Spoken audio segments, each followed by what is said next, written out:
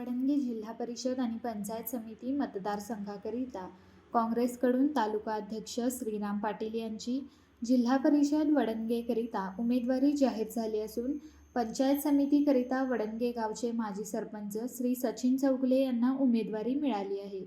काल दिनांक 23 जानेवारी 2026 रोजी वडंगे गावच्या प्रसिद्ध पार्वती मंदिरामध्ये या दोन्ही उमेदवारांनी आपल्या प्रचाराचा शुभारंभ केला।